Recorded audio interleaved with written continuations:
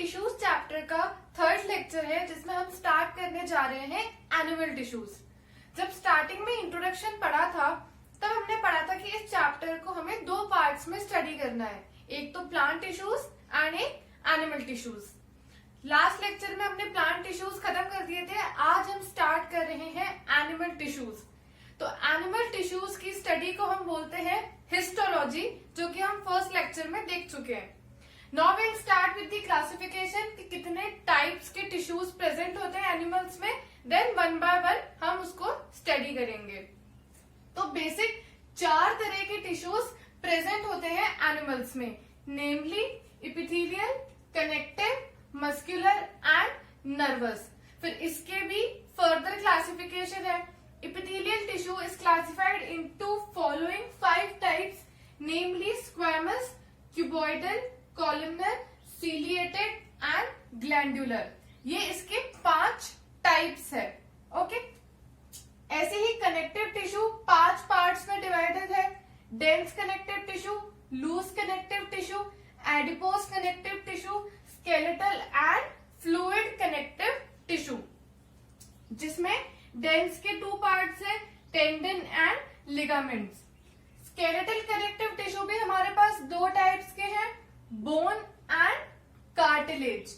And fluid connective tissue में हमारे पास 2 type के हैं, blood and lymph.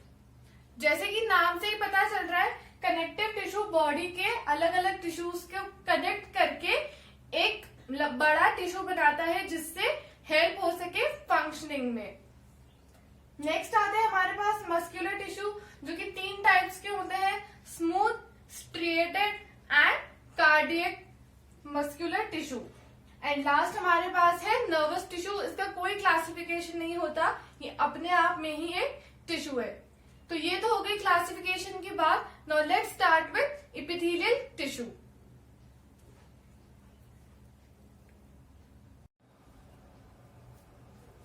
Okay, so we will start with epithelial tissue.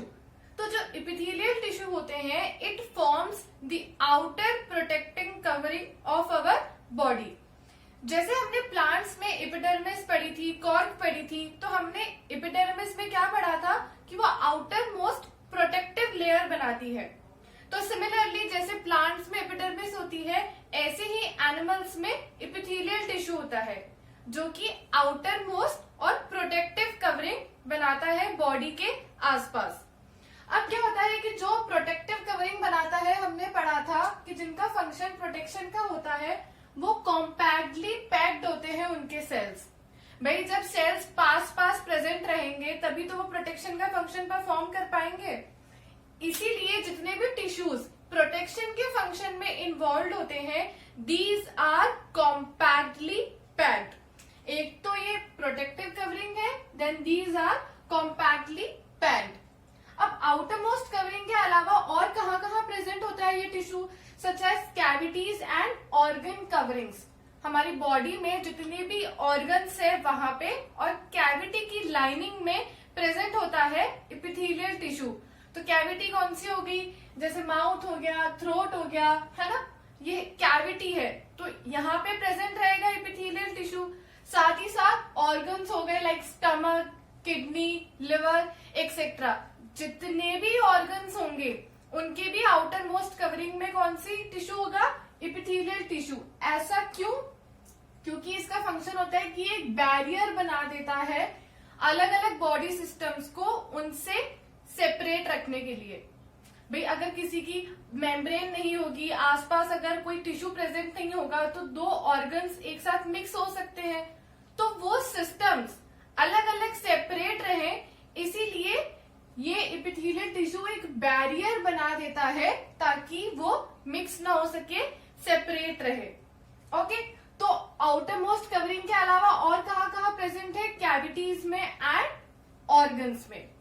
अब ये जो टिश्यू होता है, ये ऐसे हवा में तो प्रेजेंट होगा नहीं, ये नीचे कहीं ना कहीं किसी सेल से तो अटैच होगा। तो ये जो एपिथेलियल टिश्यू होता है, ये नीचे की बेसमेंट मेम्ब्रेन, अच्छा अब ये जिससे अटैच होता है नीचे, उसको बोलते हैं basement membrane. Like for example, अगर ये हमारी बेसमेंट मेम्ब्रेन है एंड ये हमारा एपिथेलियल टिश्यू है, तो ये कैसे कनेक्ट होंगे? With the help of some non elastic fibres. ये जो फाइबर्स है वो नॉन इलास्टिक नेचर के होते हैं, जिनको हम बोलते हैं कोलेजन फाइबर्स। ठीक है, ये हो गए कोलेजन फाइबर्स। इनकी मदद से एपिथेलियल टिश्यू प्रेजेंट होता है नीचे वाली बेसमेंट मेम्ब्रेन से अटैच होके। भाई उसको कहीं ना कहीं तो अटैच होना पड़ेगा, तभी वो टिक पाएगा। तो उसके लिए नीचे बेसमेंट मेम्ब्रेन से अटैच होगा, किसकी हेल्प से? With the help of non elastic collagen fibres. अब देखो, अब क्या होता है कि अगर एपिथेलियल टिश्यू सिंगल लेयर है ना, हमने पढ़ी था एपिडर्मिस में भी पढ़ी थी हमने single layer and multi layer. तो सिंगल लेयर मतलब like this,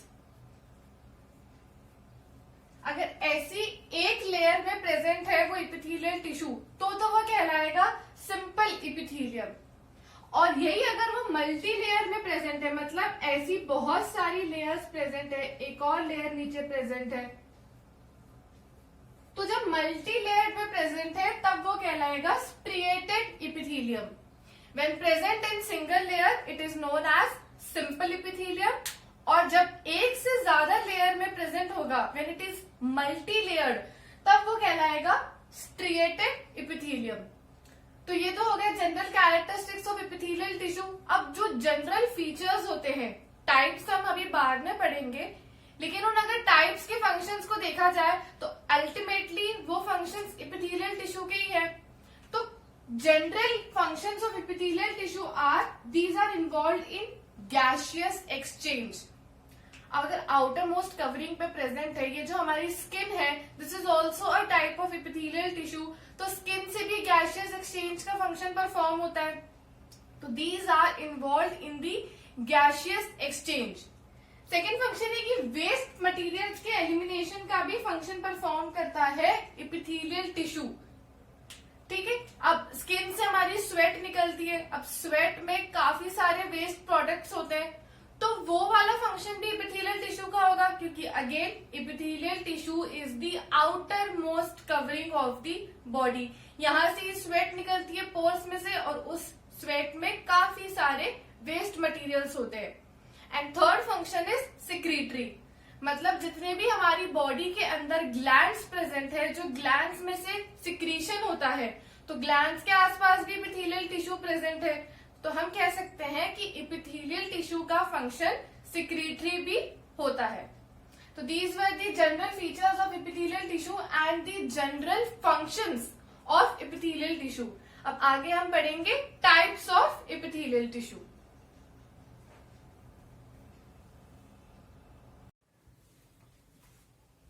Okay, so now we'll start with the types of epithelial tissue.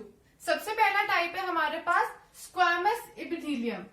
तो जो स्क्वैमस एपिथेलियम होते हैं, इसके सेल्स फ्लैट एंड थिन होते हैं, जो कि पास पास अरेंज होके एक कवरिंग बनाते हैं। हमने जनरल कैरेक्टर्स में ये पढ़ा कि दीज आर कॉम्पैक्टली अरेंज, क्योंकि ये प्रोटेक्शन का फंक्शन प्रोवाइड कराते हैं। तो cells are thin, flat and arrange end to end, forming a covering.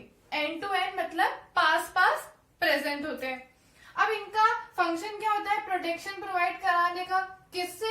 Germs या फिर इंजरी से। ठीक है, इंजरी हो गई, चोट लग गई या कोई जर्म्स आ गए, तो उनसे प्रोटेक्शन प्रोवाइड कराने का काम होता है स्क्वैमस एपिथेलियम का। प्रोटेक्शन के अलावा ये और भी फंक्शन परफॉर्म करता है, like excretion and gaseous exchange. Okay, excretion and gaseous exchange का फंक्शन भी स्क्वैमस एपिथेलियम परफॉर्म करता है। अब ये जो टिश्यू बनता है, इसकी जो मेम्ब्रेन होती है वो सेमी परमिएबल होती है। मतलब ये टिश्यू जिन सेल्स से मिलके बना हुआ है, तो उनकी जो मेम्ब्रेन है, it is a semi permeable membrane. मैं जब सेमी परमिएबल मेम्ब्रेन होगी, तभी तो ये एक्सक्रीशन एंड गैसियस एक्सचेंज का फंक्शन परफॉर्म हो पाएगा, कि सेलेक्टिव मटेरियल्स का ही ट्रांसफर अलाउ है इनसाइड और आउटसाइड दी सेल्स। अब ये कहाँ कहाँ प्रेजेंट होते हैं? In the lining of blood vessels, pharynx, oesophagus, mouth lining, nose etcetera. ठीक है, जो लाइनिंग ऑफ ब्लड वेसल्स होती है, तो ब्लड वेसल्स में जो ब्लड फ्लो होता है उसके दो फंक्शंस होते हैं। एक तो पहले फूड को एब्जॉर्ब करना एंड देन फिर उस फूड को अपनी जगह पे पहुंचाना जहां पर भी उस फूड की रिक्वायरमेंट है। साथ ही साथ उस ब्लड का एक और फंक्शन होता है कि लंग्स में जाके एल्वियोलाइज से गैसियस एक्सचेंज करना, मतलब ऑक्सीजन अंदर लेना एंड CO2 उस वेसल से बाहर निकालना। तो वो भी एक सेमी परमिएबल मेम्ब्रेन अगर होगी तो ही वो फंक्शन परफॉर्म हो पाएगा। तो इसीलिए ब्लड वेसल की लाइनिंग में प्रेजेंट होता है। फेरिंग्स मतलब फेरिंग्स वो कैविटी हो गई जो कि यहाँ ओपन होती है, जिसमें हमारी नोज एंड माउथ जहां ओपन अप होते हैं वो कॉमन कैविटी कहलाती है फेरिंग्स। हमने पढ़ा था कैविटीज में भी स्क्वैमस एपिथेलियम प्रेजेंट होगा, I mean general epithelium present होगा, बट इस कैविटी में स्क्वैमस एपिथेलियम प्रेजेंट है। Nextly oesophagus is also a cavity जहां से वो फूड फ्लो हो रहा है, फूड पाइप जिसे हम कहते हैं, माउथ लाइनिंग, नोज। तो ये जितनी भी कैविटीज है ना, या फिर ऑर्गन कवरिंग्स है, या फिर जहां पर भी सेमी परमिएबल मेम्ब्रेन रिक्वायर्ड है, वहां पे प्रेजेंट होगा स्क्वैमस एपिथेलियम।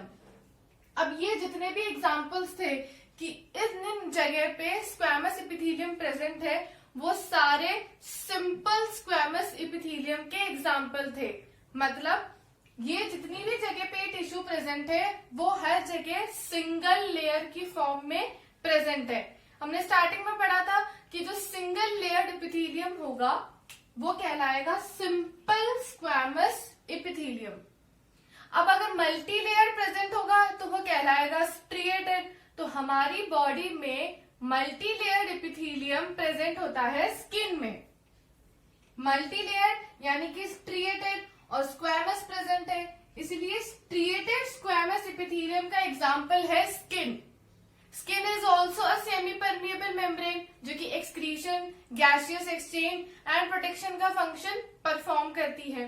बट क्योंकि वो मल्टी लेयर में प्रेजेंट है, इसीलिए it is known as striated squamous epithelium. तो स्क्वैमस एपिथेलियम का फंक्शन हम समझ गए, बेसिकली प्रोटेक्शन, साथ ही साथ एक्सक्रीशन एंड गैसियस एक्सचेंज।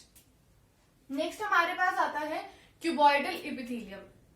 जैसे कि नाम से ही समझ में आ रहा है कि इस एपिथेलियम के जो सेल्स होंगे दीज आर क्यूब शेप्ड, है ना।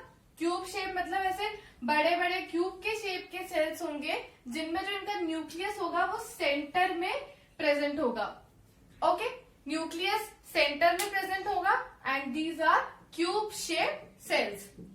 इनका फंक्शन क्या क्या होता है? एक्सक्रीशन तो होता ही है, साथ ही साथ एब्जॉर्प्शन एंड सिक्रीशन का फंक्शन भी होता है। जनरल एपिथेलियम के कैरेक्टर्स में हमने पढ़ा था कि सिक्रेटरी फंक्शन भी परफॉर्म करता है। तो इसीलिए क्यूबॉइडल एपिथेलियम कहाँ प्रेजेंट होगा?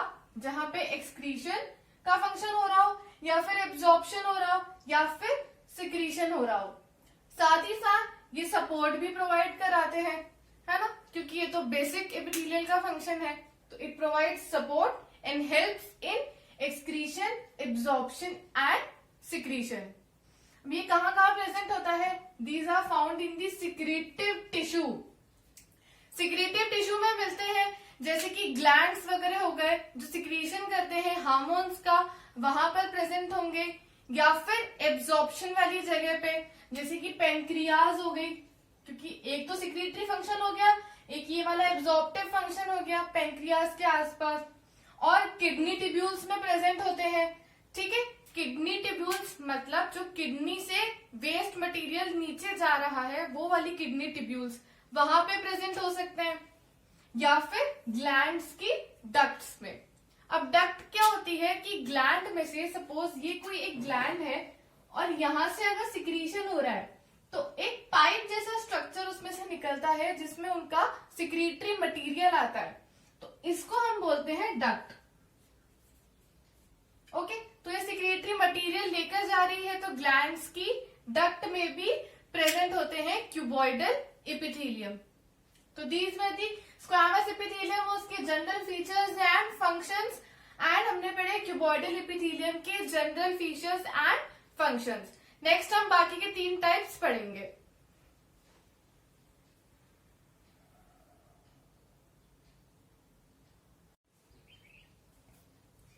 Okay, so next type of epithelium हमारे पास है कॉलमनर एपिथेलियम। जैसे नाम से पता चल रहा है कि इनके जो सेल्स होते हैं वो कॉलम लाइक होते हैं, पिलर लाइक, यानी कि बहुत इलोंगेटेड सेल्स होते हैं। और इनके केस में न्यूक्लियस बेस पे प्रेजेंट होगा।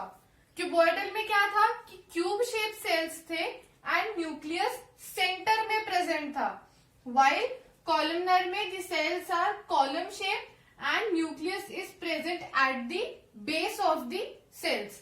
इनके फंक्शन होते हैं protection, absorption and secretion. These are almost similar to the cuboidal epithelium, बस इनका शेप उनसे अलग होता है। ये कहाँ प्रेजेंट होंगे?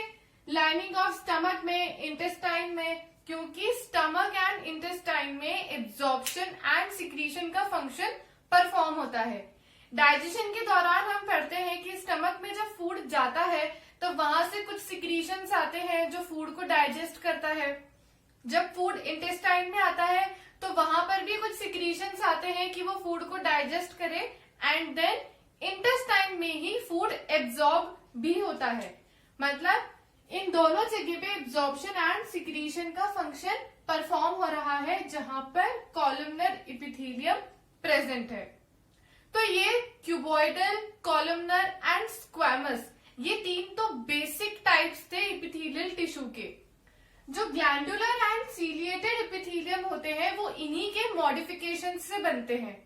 जैसे कि ग्लैंडुलर एपिथेलियम नाम से समझ आ रहा है कि कहाँ प्रेजेंट होगा? ग्लैंड्स के आसपास, जहां पे सिक्रीशन का फंक्शन परफॉर्म होता है। तो हम कह सकते हैं कि modified form of columnar epithelium which secretes chemicals and which are present at the lining of glands। मतलब अगर कॉलमनर एपिथेलियम का ही मॉडिफिकेशन होगा जो कि ग्लैंड्स के आसपास प्रेजेंट रहेगा, क्योंकि वहां से केमिकल्स का सिक्रीशन होता है ना। ग्लैंड्स हार्मोन्स सिक्रीट करते हैं, तो सिक्रीटरी फंक्शन हो रहा है, तो वहां पे जो एपिथेलियम प्रेजेंट होगा उसे हम बोल देंगे ग्लैंडुलर एपिथेलियम। बाकी है तो वो कॉलमनर का ही मॉडिफिकेशन, क्योंकि बेसिक फंक्शन कॉलमनर में हमने सिक्रीशन पढ़ा, लेकिन क्योंकि वो ग्लैंड्स के आसपास प्रेजेंट है इसीलिए it is named as glandular epithelium. Next जो है सीलिएटेड एपिथेलियम, तो क्या होता है कि कई बार क्यूबॉइडल या फिर कॉलमनर एपिथेलियम, दोनों में से कोई भी एक में कई बार कुछ प्रोजेक्शंस निकल जाते हैं जिनको हम बोलते हैं cilia, thread like growth known as cilia. तो अगर उनमें सीलिया प्रेजेंट है then it will become the ciliated epithelium. मतलब अगर ये मैंने कॉलमनर एपिथेलियम का सेल बनाया है, ऐसी बहुत सारे सेल्स प्रेजेंट है और इनमें से अगर हेयर लाइक प्रोजेक्शंस निकल गए लाइक दिस, तो वो सीलिएटेड एपिथेलियम कहलाएगा। या फिर अगर कोई क्यूबॉइडल एपिथेलियम का सेल है जिसके सेंटर में न्यूक्लियस है और यहां से अगर वो प्रोजेक्शंस निकल गए thread like which are known as cilia, तो भी ये सीलिएटेड एपिथेलियम कहलाएगा। मतलब it's just the modification of cuboidal और columnar epithelium that when the thread-like projections appear from it known as cilia, then it is known as ciliated epithelium. Alright. अब इनका काम क्या होता है सीलिया का कि ये हेल्प करते हैं सॉलिड पार्टिकल्स के मूवमेंट में इन अ पर्टिकुलर डायरेक्शन।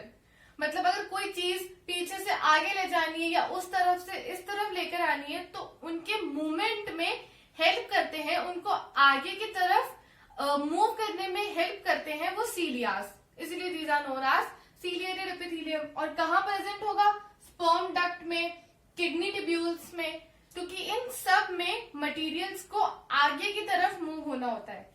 जैसे ये हो गई एक स्पर्म डक्ट और इसके अंदर हमारी ये स्पर्म है, इस स्पर्म को अगर आगे मूव करना है और यहाँ पे अगर वो सीलियास प्रेजेंट है तो ये जब मूव करते हैं सीलियास तो उस वजह से ये जो स्पर्म है ये इधर की तरफ मूव हो जाएगा, है ना। दोनों तरफ सीलियास प्रेजेंट होंगे एंड जब सीलियास का मूवमेंट होगा इनवर्ड्स एंड आउटवर्ड्स फॉर्म में, तो जो बीच में मटेरियल होगा वो आगे की तरफ मूवमेंट करेगा।